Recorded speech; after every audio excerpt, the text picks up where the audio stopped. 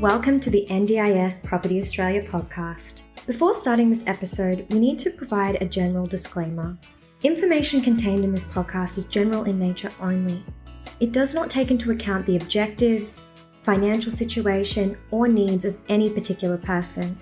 You need to consider your financial situation and needs before making any decisions based on the information in this podcast. And you should consider seeking independent and professional advice for your personal circumstances. All right, let's begin. G'day. Welcome to another podcast at NDIS Property Australia. My name is Minh and I'm your host today. Today's topic is construction costs and build delays. Why are houses taking longer to build and is costing more? That's the biggest question that everyone's asking. I think we've seen a lot of this information in the news the last 6 months or so, talking about this every single night. And today I want to cover a fair bit of information about such costs and the delays and the reasons why, and when will we even see the solutions to these issues in Australia. So the question is, what are the pressures on home building? There's been an extraordinary series of events in the last 18 months arising from COVID pandemic, and these include restrictions on trade availability as the numbers of workers on site and number of sites per week that they were able to work in was very limiting. We saw a lot of this in Victoria and also New South Wales.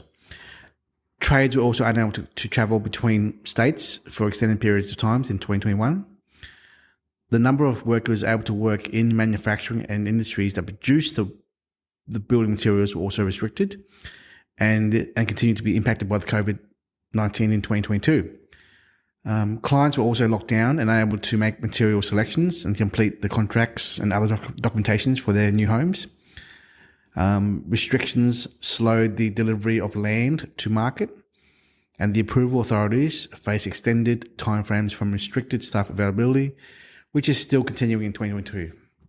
Similar pressures are also being felt in many other countries where building materials are manufactured, slowing down and at times stalling global production of building materials. And in addition to this, increased shipping costs and delivery delays of imported materials and products as well. And these pressures were compounded by the extended lockdowns across many states in 2021. So the Australian building industry is still catching up from all these events, when the more recent flooding in Queensland, southeast Queensland and northern New South Wales, and also the Ukraine conflict has emerged in the early stages of 2022.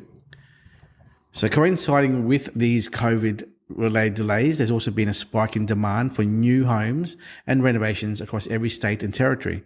And the spike has come from the incentives that state and federal governments have provided to home building and to keep the economy moving in 2020.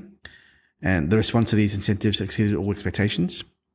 Home buyers have also been looking for more space in larger homes in the suburbs and regional areas in response to lockdowns. Lockdowns and increased personal savings encourage homeowners to focus on their homes, leading to a jump in renovation activity. Low interest rates the last 2 or 3 years or 4 years has enabled more people to become homeowners or renovate. And in addition to that, the surging prices of established homes has encouraged people to renovate and trade up to another larger house or more expensive house. The repair and replacement work from the hailstorms in 2020 December and the recent floods in 2022,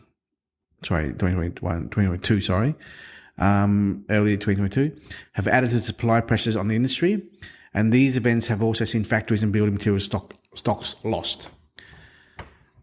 On this topic here of these natural issues and disasters, the insurance companies do spend more money on hiring tradies to do the renovation work. I mean, in Queensland alone, there was like 270,000, I think, odd jobs for repairs for the floods from southeast Queensland in early 2022, And there are only 75,000 tradies in all of Queensland.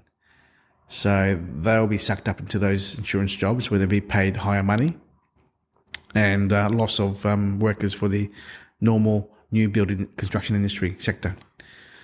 So this spike in demand, when combined with the constraints of the availability of tradespeople and materials, has seen the cost of new housing increases by about 20 in 2021 Australia-wide. The home building industry has also had to compete for workers with other industries at a time of low unemployment, further adding to cost pressures for labour.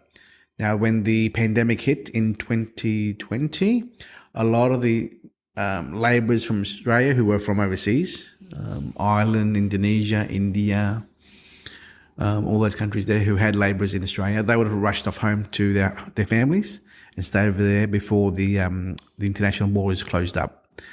So only recently have the borders been opening up, have they slowly been coming back to Australia, but that's also subject to the Department of Immigration allowing work visas to be approved to let them back in.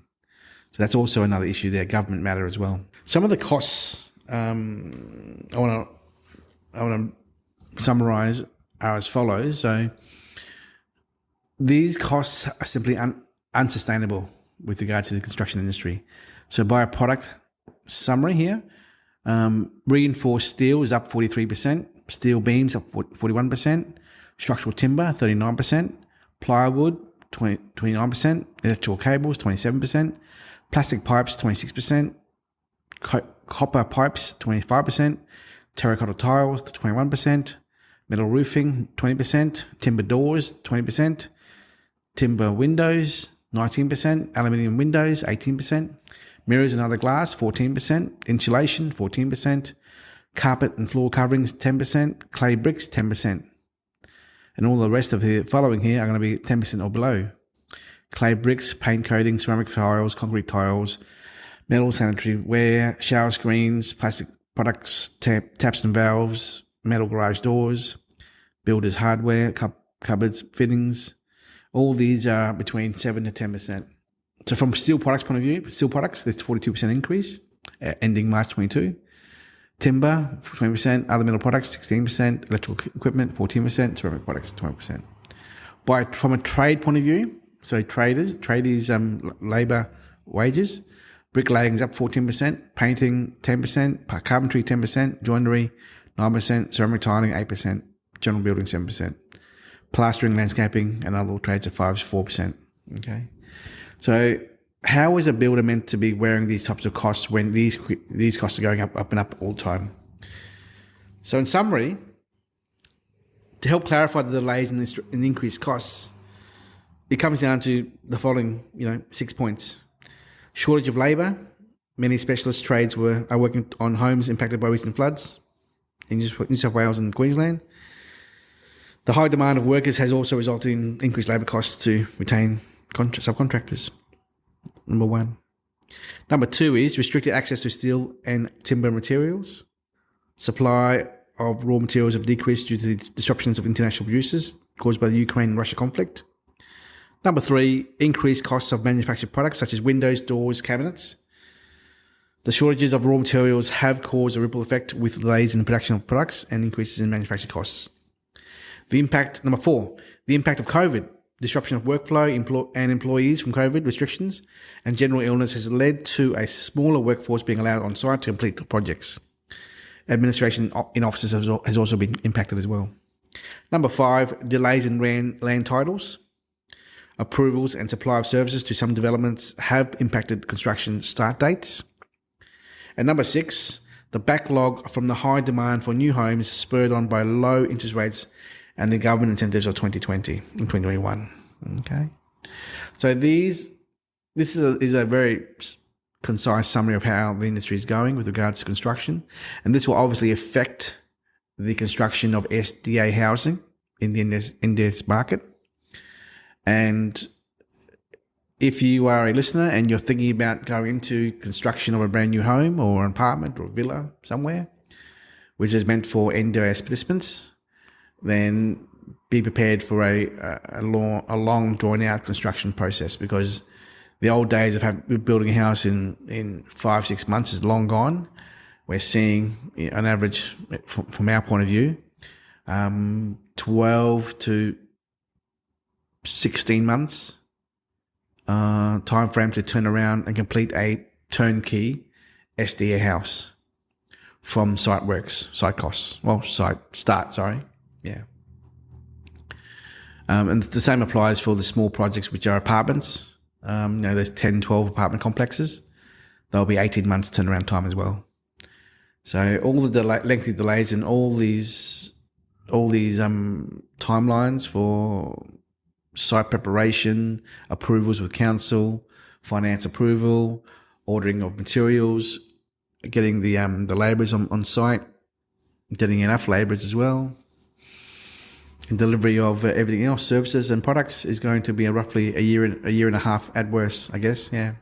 So that's really the purpose of this podcast, just to summarise for our listeners that there is a fair bit of things happening in the background in the construction industry, which is evident on the news every night, and particularly with the news showing more and more builders falling under, which we haven't seen any yet in the NDIS build sector yet, but time will tell, I guess. And that's it. So if there are any questions regarding construction or queries about whether we're at risk as well, from a business point of view, our approach really is diversification. So we have been diversifying our product rollout across Australia, across different builders and product types as well. So we've minimised our risk however much we can, and we continue to seek alternative product providers, being builders or developers, to give us other options for the rollout of our clients' SDA products across Australia. Anyway, that's it for today's podcast. We'll see you on the next one. Bye-bye. We hope you enjoyed this episode. Please make sure that you are subscribed and following us so that you can keep in the loop with all of our upcoming episodes. We would really appreciate it if you could leave us a 5-star rating, a written review, and to share this episode with those that can benefit. Until next time, catch you on the next episode.